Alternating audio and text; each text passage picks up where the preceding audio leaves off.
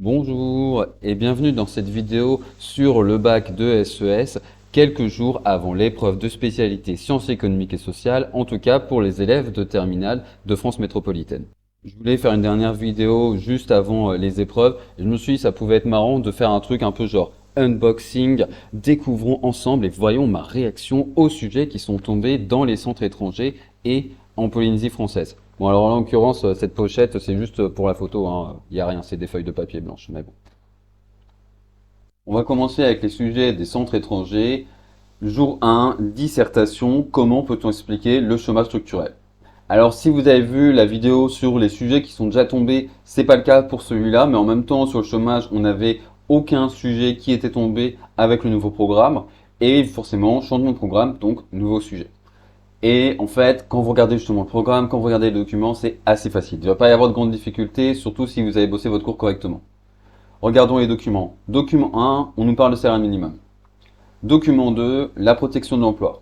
Document 3, peut-être un peu moins évident, on va sûrement trouver un truc à faire avec, mais on nous parle de taux de chômage dans quelques départements français. Bon. Et document 4, les difficultés de recrutement des entreprises selon le secteur. Alors la question ensuite, c'est quel plan on fait pour répondre à cette question. Et en fait, c'est assez facile justement. Si vous regardez les documents, ils vous donnent presque le plan.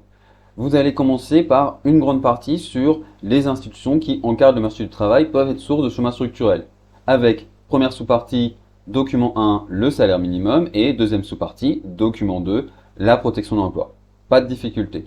Ensuite, il y a les autres causes du chômage structurel, notamment les problèmes d'appareillement, qui peuvent être liés à des inadéquations spatiales.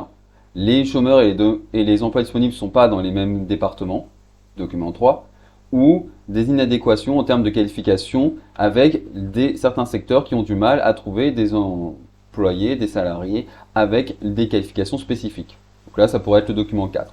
Mais attention, il y a d'autres choses que vous devez placer qui ne sont pas dans les documents. Essentiellement, la question des frictions et donc du délai de recherche d'emploi et les problèmes d'asymétrie d'information et le salaire d'efficience. Juste une petite précision avant de passer à un autre sujet. Dans ce sujet-là, on vous demande juste d'expliquer le chômage structurel. On ne vous demande pas de présenter les politiques qui pourraient justement permettre de résoudre et de faire disparaître cette forme de chômage. Donc, vous n'en parlez pas, c'est hors sujet, vous pouvez juste les évoquer rapidement en ouverture dans la conclusion. On continue toujours centre étranger jour 1, mais cette fois-ci épreuve composée. Et on commence avec une question de cours sur l'engagement politique, expliquer le paradoxe de l'action collective. Assez facile, l'action collective peut aboutir sur des gains, des victoires qui vont profiter à tout un groupe concerné, y compris les personnes qui ne se sont pas engagées. Par contre, les coûts de cette action, en termes de perte de salaire, perte de temps à aller manifester, etc., ils ne sont pas supportés par ces personnes, ils ne sont supportés que par les personnes qui se sont engagées politiquement. Et donc le paradoxe, c'est pourquoi aller s'engager dans le cadre d'une action collective pour obtenir quelque chose dont vous profiterez de toute façon si vous ne vous engagez pas politiquement. Donc il y a ce paradoxe sur pourquoi est-ce que les individus s'engagent alors que rationnellement ils n'ont pas intérêt à le faire, et aussi sur le fait que justement si tout le monde a ce raisonnement, en réalité personne ne va s'engager et donc il n'y aura pas de victoire et la situation de personne ne va être améliorée. Ensuite, étude de documents sur le commerce international en comparant la répartition des importations et des exportations françaises et allemandes de véhicules selon leur niveau de gamme. Et on vous demande justement de comparer la position de la France et de l'Allemagne dans le commerce de véhicules bas de gamme. Donc en gros, il faut se concentrer sur cette colonne. Pas besoin de citer les chiffres des autres colonnes. Et qu'est-ce qu'on voit? C'est que l'industrie automobile française est plutôt spécialisée dans la production et l'exportation de véhicules bas de gamme. Ça représente presque la moitié des exportations automobiles françaises, alors qu'au contraire, ça représente juste un dixième, même pas, des exportations automobiles allemandes. Donc on voit bien que les Allemands ne sont pas du tout spécialisés dans ce type de voiture. Et ça, ensuite, sur les importations, c'est moins décisif. On a à peu près le même niveau d'importation. Donc, faut le mentionner, mais pas spécialement à commenter, à part pour dire que justement, là, au contraire, c'est plutôt proche dans les deux pays. Et ensuite, deuxième question, donc cette fois-ci, il faut aussi citer le cours et expliquer le commerce entre pays comparables.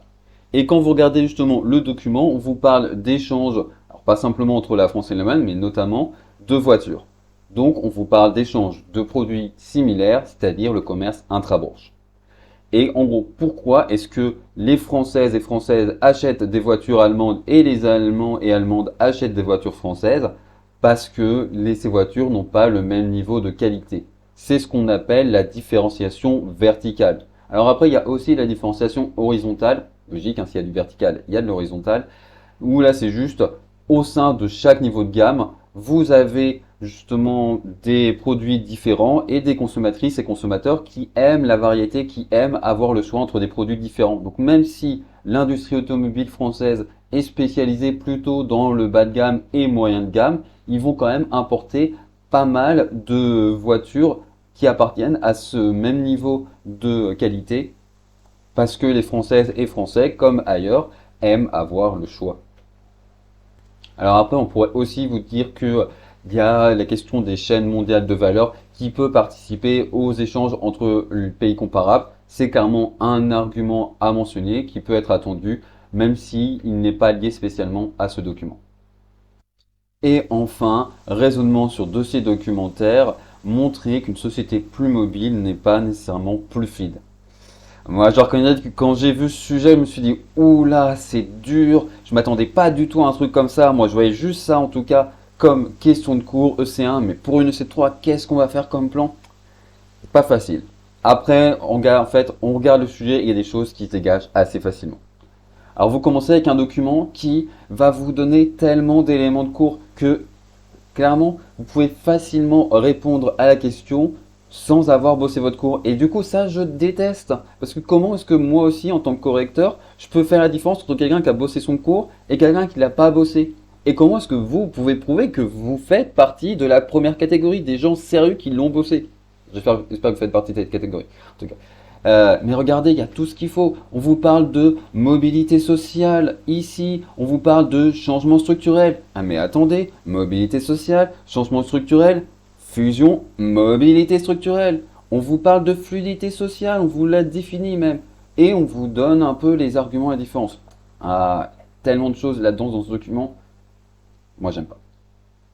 Et après, bah, on a les autres documents qui reprennent, où on vous parle de la mobilité structurelle, avec les flux ascendants et descendants. On vous donne même une note de lecture, si jamais vous n'étiez pas capable de lire des pourcentages en terminale.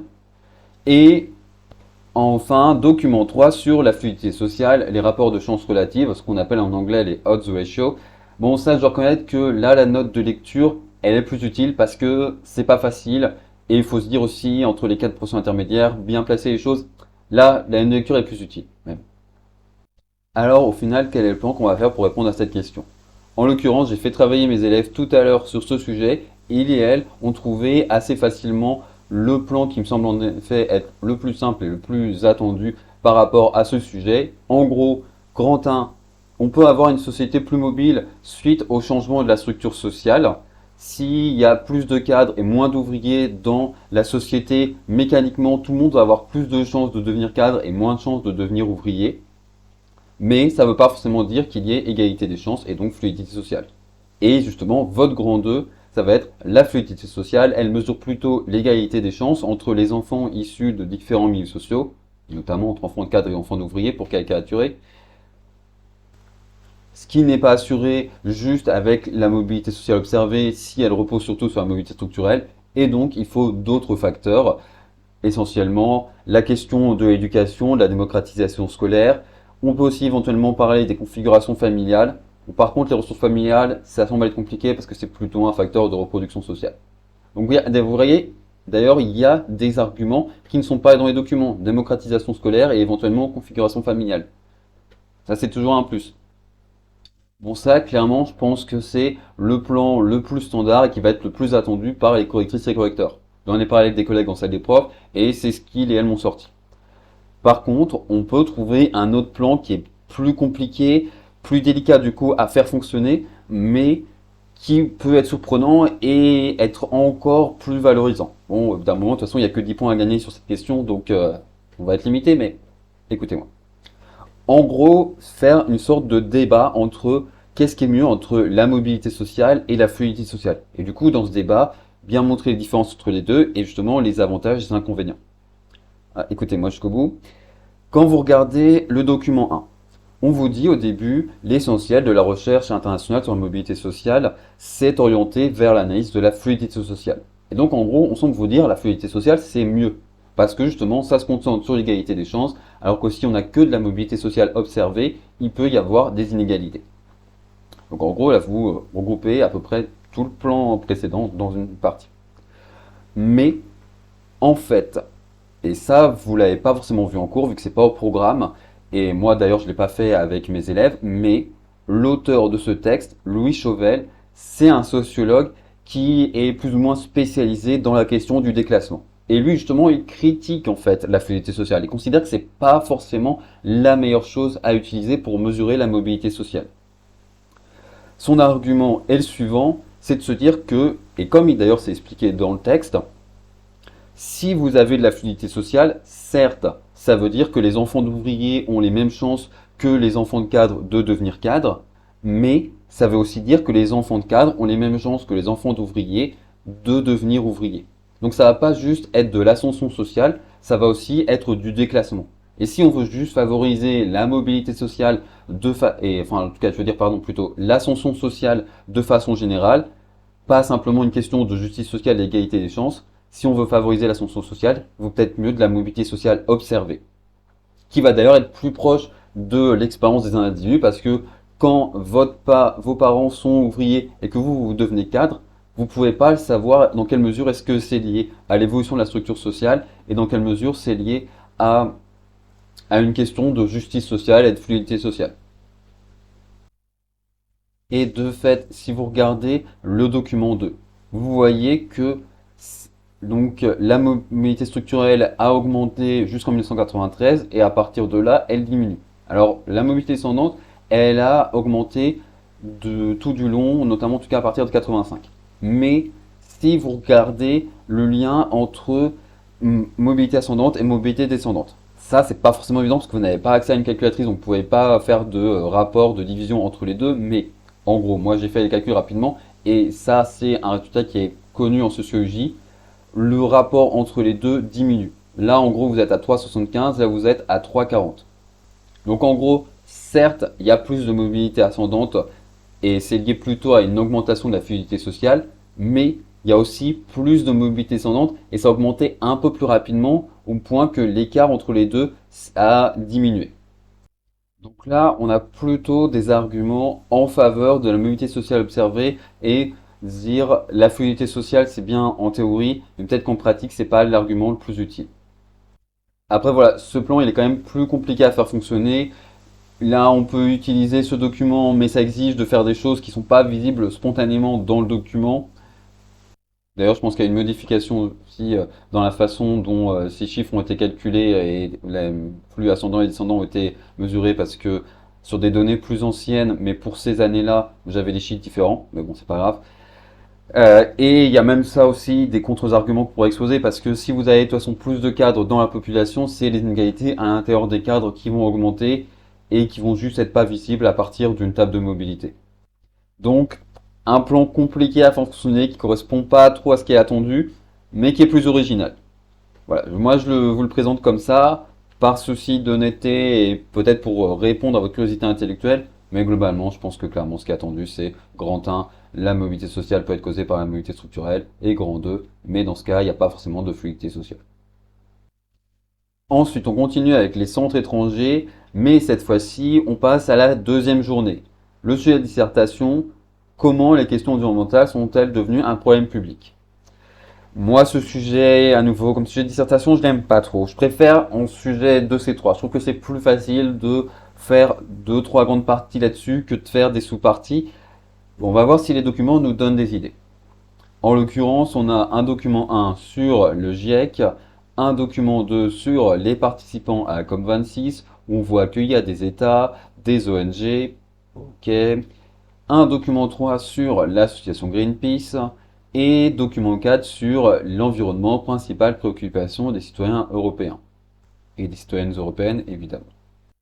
Bon là, dans les documents, on voit clairement qu'on attend de nous qu'on parle de la diversité des acteurs participant à la construction de l'environnement comme problème public. Donc en gros, mouvements citoyens, associations, experts, partis politiques, pouvoirs publics et entreprises.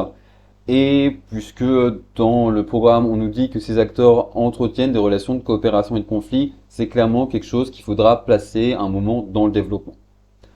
En l'occurrence, ce sujet, quand on a fait le chapitre avec ma classe, on l'a traité comme sujet de dissertation, donc on a trouvé un plan. Ce n'est pas forcément le seul plan possible, parce que justement, ça dépend un peu des documents. Et là, en l'occurrence, avec d'autres documents que celui-là, on était parti sur autre chose. Mais, à voir, je vous le propose en tout cas. Si je m'en rappelle bien, le plan qu'on avait trouvé, c'était quelque chose du genre grand 1, la construction de l'environnement comme problème public, et grand 2, son inscription à l'agenda politique. Dans le grand 1, le grand A, c'était justement les mouvements citoyens et les associations qui mettent en avant l'existence de problèmes de pollution et donc le conflit avec des questions de santé et de protection de l'environnement et donc des normes qui sont déjà existantes. Grand B, sur le cadrage de ces questions de pollution qui changent, notamment grâce à une certaine expertise, que ce soit le Club de Rome et plus tard le GIEC, où on voit qu'il ne s'agit pas simplement d'accidents isolés, mais qu'il y a un problème général à concilier croissance économique et protection de l'environnement. Que la croissance économique se heurte à des limites écologiques.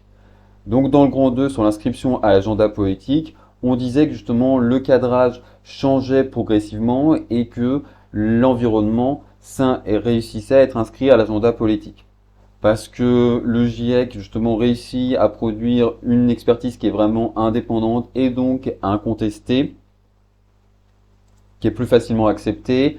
Il y a des questions de compatibilité avec, enfin en tout cas de compatibilité entre croissance économique et santé, justement la pollution qui a des conséquences négatives sur la santé. Donc il ne s'agit pas simplement de protéger l'environnement, la nature, mais aussi de protéger l'humanité. Et du coup, grand B sur justement l'environnement est inscrit à l'agenda politique et donc entraîne des mesures, une certaine institutionnalisation de la part des pouvoirs publics. Ah oui, je pense aussi que dans le grand A, sur la question d'inscription à l'agenda politique, on avait dû parler, peut-être en grand B, mais du fait que c'était justement repris par des partis politiques, notamment des partis politiques spécialisés, à partir des années 70, pour la France en tout cas. Donc là, vous voyez, on retrouve à peu près tous les acteurs qui sont attendus. On montre, bon, plutôt on insiste là plutôt sur le côté coopération, mais en fait, à chaque étape, on peut dire qu'il y a quand même eu des conflits. Il y a des entreprises qui, justement, ont contesté les expertises, les témoignages des associations. Vous avez des partis politiques qui, justement, se sont affrontés entre eux en considérant que ce n'était pas forcément l'enjeu le plus important. Donc, il y a quand même des questions de conflit et on retrouve à peu près tous les acteurs. Bon, j'ai pas mentionné spécifiquement les entreprises, mais on peut normalement les placer. Après, j'imagine qu'un autre plan possible, ce serait de se dire grand 1, pour justement que l'environnement devienne un problème public, il faut que différents acteurs entretiennent des relations de coopération. Et grand 2, mais en même temps, la construction de l'environnement comme problème public entraîne des relations de conflit entre différents acteurs. Je vois pas encore très bien quels sont grand A, grand B, mais à réfléchir, je pense que voilà, faudrait trier selon les acteurs, mais ce serait une piste qui est peut-être d'ailleurs plus ce qui est attendu. Toujours centre étranger, toujours jour 2, mais cette fois-ci on passe à l'épreuve composée, donc on va terminer avec ces sujets-là. Alors, on commence avec une question de cours sur le commerce international à l'aide d'un exemple, montrer que la chaîne de valeur s'internationalise. En gros, les différentes parties du processus de production ont lieu dans des pays différents. Il faut citer un exemple. Les exemples les plus classiques, c'est les Airbus, les avions en général, et ça marche aussi avec les Boeing. L'iPhone aussi, ça marche bien. Donc, vous montrez, voilà, les différentes pièces sont conçues dans des produits différents. Facile. Deuxième partie, étude de documents, on vous parle de pourcentage de ménages ayant acheté des produits bio, des produits alimentaires en vrac et des produits d'occasion sur Internet. Ok, c'est en lien avec quel chapitre ça? Comparer l'évolution de la consommation des ménages en produits issus de l'agriculture biologique et celles concernant les produits alimentaires en vrac. En gros, augmentation donc forte pour la consommation de produits biologiques, mais par contre augmentation mais plus faible et qui s'arrête après 2009 sur les produits en vrac. Ouais, ok, pas de difficulté. Citer les pourcentages, les calculer pour les comparer, pas de difficulté. Et ensuite, vous expliquerez en quoi la consommation engagée, ah, ok, constitue une forme d'engagement politique. Bon, bah, faut expliquer ce que c'est que la consommation engagée. Là, on vous insiste plutôt sur tout ce qui est boycott, où on soutient un type de production en achetant ces produits. Il y a évidemment de l'autre côté tout ce qui est boycott. Au contraire, on va refuser d'acheter des produits ayant été faits dans des conditions qu'on ne supporte pas. Pas très compliqué, je dirais que la principale difficulté, ça va presque être pour les correcteurs et correctrices de dire comment est-ce qu'on met les points. D'ailleurs, même chose sur la question de cours. Et enfin, raisonnement sur dossier documentaire, montrer comment les institutions influent sur la croissance économique. Pas forcément un sujet facile à nouveau pour trouver le plan.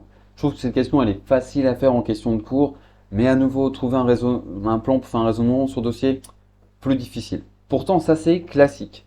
C'était déjà à l'ancien programme et ça tombait et bah, ça me posait les mêmes difficultés. On va voir ce que nous disent les documents, mais je trouve que de façon générale, le programme, on dit pas assez pour dégager quelque chose qui nous permettrait de faire un plan. Ok, alors, document 1, on nous dit en gros pourquoi est-ce que la corruption c'est pas bien pour la croissance notamment.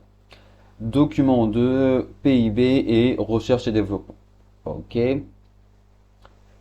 Document 3, on vous parle de brevets et on vous fait le lien entre les brevets et le PIB. Ok. Donc clairement, on voit bien, on veut vous parler des innovations et en quoi les institutions poussent les acteurs économiques à innover. À nouveau, vu que ça c'est un sujet en plus classique, je l'ai traité tout à l'heure avec mes élèves et du coup, il y a plusieurs plans possibles. Ça dépend aussi comment est-ce que vous définissez les institutions. En économie, généralement, les institutions, c'est les règles qui régissent, qui encadrent les interactions économiques, que ces institutions, que ces règles soient formelles ou informelles. Donc on est sur des règles. Et le programme précise les droits de propriété. Et en fait, généralement, quand on parle de droits de propriété et d'innovation, on va parler plutôt des brevets. Alors attention, un droit de propriété et brevet, c'est pas exactement la même chose. Généralement, droit de propriété, c'est sur des biens physiques. Donc sur un terrain, un local, des machines, etc. Les brevets, c'est sur des innovations. Donc confondez pas les deux et éventuellement vous pourriez du coup faire un plan. Grand 1, les droits de propriété poussent les acteurs économiques à investir dans du capital physique. Et grand 2, les brevets poussent les acteurs économiques à innover. Il peut y avoir des problèmes parce qu'il n'y a pas forcément grand chose à dire dans chaque partie. Ça risque un peu de se répéter vu que c'est le même principe à chaque fois. Mais techniquement, clairement, ça passe, ça colle au programme. Autre plan possible, vous changez un peu la définition d'institution. Dans le langage courant, quand on va penser à des institutions, on va penser à des organisations. Et donc, vous incluez cet aspect-là dans la définition d'institution. Et donc, vous allez nous faire une partie sur grand 1, les règles, les institutions comme règles qui influencent sur la croissance économique. Vous allez notamment parler de droits de propriété et de brevets. Et grand 2, les institutions comme organisations qui influencent la croissance économique. Bon, le problème, c'est que vous changez un peu la définition d'institution et certaines personnes peuvent vous dire que justement, vous allez tricher à ce niveau-là pour faire en sorte que votre deuxième partie, qui en gros va reprendre tout l'aspect de la théorie de la croissance endogène, mais avec le rôle des administrations publiques, donc qui investissent en recherche et développement, qui investissent en capital humain, qui investissent en capital public. Vous débrouillez pour changer la définition, pour faire en sorte que cette partie soit cohérente, soit pertinente, soit dans le sujet, vu la question qui est posée, que ce ne soit pas considéré comme hors sujet. Donc c'est quand même un peu risqué. Mais ça semble possible, et après tout, finalement, on vous parle bien de dépenses en recherche et développement, de nombre de chercheurs. Donc, certes, forcément, là, il y a des personnes qui sont employées par des entreprises, donc de la dépense en recherche et développement privée, mais il va y avoir aussi de la dépense publique. Donc, il y a quand même, on pourrait quand même aller dans ce niveau-là. Enfin, les autres plans, peut-être que vous avez vu en cours la distinction que Danny Roderick fait entre quatre types d'institutions. Les institutions créatrices de marché, où il met notamment les droits de propriété et les brevets. les institutions régulatrices de marché pour faire en sorte que les marchés fonctionnent correctement, notamment la politique de la concurrence. Les institutions stabilisatrices de marché, donc ça c'est tout ce qui est lié à politique budgétaire, politique monétaire, les allocations chômage, etc. Pas forcément ce qu'il y a de plus à placer ici, mais bon. Et enfin, grand 4, enfin quatrième type d'institution, les institutions légitimatrices de marché, donc qui sont liées notamment à la lutte contre les inégalités, en se disant finalement si l'activité économique provoque trop d'inégalités, la population va se mobiliser contre les entreprises, politiquement, socialement, et donc va en fait finalement empêcher l'économie de se développer correctement. Et donc, il faut justement leur dire, certes, il y a de la croissance qui provoque des inégalités, mais l'État intervient derrière pour réduire ces inégalités pour que justement vous soyez quand même protégés. Bon, si on fait 4 parties avec ça, 4 parties, on peut se dire c'est pas forcément top pour faire un plan, c'est techniquement possible pour une C3, et après tout, bon, pourquoi pas. On peut éventuellement enlever les institutions stabilisatrices de marché, c'est sûrement celles qui sont moins pertinentes, surtout que c'est pas forcément des règles, mais là on parle vraiment de politique à mettre en place, mais bon, peut-être, à voir. Autre chose, justement, si on repense cette distinction mais qu'on la présente légèrement différemment, vous pouvez vous dire que justement, pour pousser les acteurs économiques à investir et innover, il faut que justement ils aient intérêt à innover plutôt que de ne rien faire. Si en fait vous avez des monopoles, vous avez une concurrence très faible, les acteurs économiques, les entreprises vont se dire pourquoi est-ce que je devrais m'embêter, dépenser de l'argent à créer de nouveaux produits parce que de toute façon je gagne assez d'argent parce que je suis en monopole aujourd'hui. Donc il faut qu'il y ait de la concurrence, il faut que les entreprises se sentent un peu menacées pour se dire finalement si j'innove pas, je vais disparaître, mes concurrents vont me rattraper. Ok, donc on parle de la question de la concurrence. Ensuite, il faut se dire, ok, je vais dépenser de l'argent pour investir et innover, mais qu'est-ce qui garantit que tout cet argent que je dépense aujourd'hui, quand plus tard il va rapporter plus d'argent, ça va me revenir à moi. Et que quelqu'un qui justement va verser un pot de vin à un responsable administratif ou politique ne va pas pouvoir en profiter à ma place. Supposons que j'achète un terrain, je découvre qu'il y a du pétrole sur ce terrain. Est-ce que quelqu'un pourrait verser un pot de vin pour dire finalement non, ce pétrole et ce terrain m'appartiennent? Donc il faut des droits de propriété, des brevets et il faut lutter contre la corruption. Et enfin, grand 3, vous pourriez vous dire, cependant, les investissements et encore plus les dépenses de recherche et développement pour développer d'innovation, c'est c'est toujours un peu un pari, c'est une prise que de risque. Et si cette prise de risque est trop importante, si vous n'avez pas de filet de sécurité, vous pouvez vous dire, bah non, je préfère justement pas trop me lancer dans cette dynamique et plutôt ne rien faire que de prendre le risque de tout perdre à développer un produit, à mettre plein d'argent dans le métaverse et voir qu'il n'y a rien en issue, en termes d'économie, de revenus qui revient ensuite derrière. Euh, donc, dans ce cas, il faudrait qu'il y ait un filet de sécurité et on retrouve un peu les questions de protection sociale. Le problème de ce type de plan, c'est que vous avez, surtout par rapport aux documents, ils vont plutôt tous dans la partie sur les droits de propriété et les brevets. Bon, vous voyez, il n'y a pas de plan parfait, mais je vous ai donné plusieurs idées, à vous de trancher.